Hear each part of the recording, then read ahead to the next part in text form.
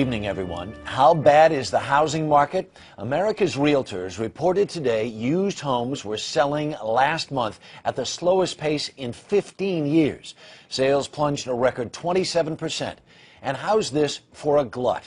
There are nearly 4 million unsold homes out there. That's a 12-and-a-half-month supply, the most in 3 decades. The reasons include the slow economy and expiration of the tax credit for first home buyers. But some say what's also needed is an overhaul of the home mortgage system. Anthony Mason is our senior business correspondent and has that story. Anthony? Harry, the steep fall-off in housing sales highlights the degree to which the government has been propping up the housing market.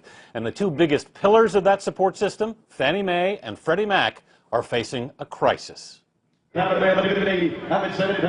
Florida this month, Fannie Mae auctioned off nearly 100 foreclosed properties.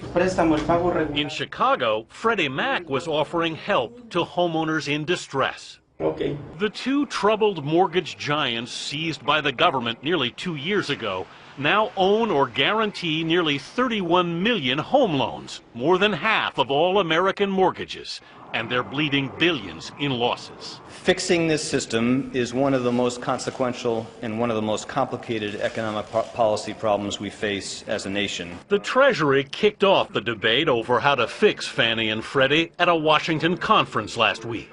The stakes are huge. Even now, Fannie, Freddie, and the Federal Housing Authority are propping up the housing market. More than 9 out of every 10 mortgages originated today are filtered through one of those 3 institutions. The government has already pumped nearly $150 billion into Fannie and Freddie to keep them afloat, and some say taxpayers could end up with $1 trillion bill. Fannie Mae and Freddie Mac are going to incur the losses of our neighbors who default on their mortgages. Set up by Congress as private companies to expand homeownership, Fannie and Freddie buy up mortgages from lenders so those banks have money to lend again.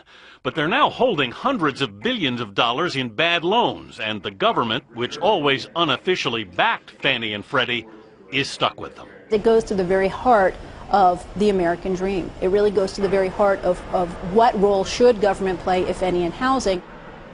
The Treasury aims to come up with a plan for Fannie and Freddie by January, but reforming them will be difficult while the housing market is still so fragile. Harry? Anthony, these housing numbers are discouraging, to say the least. They make you wonder if the stimulus has had any effect at all. Well, in fact, the Congressional Budget Office came out with a report today that suggested that the stimulus added as many as 3.3 million jobs to the economy and boosted GDP by 4.5%. If that's accurate, the stimulus, in fact, saved us from another recession. Anthony Mason, thanks.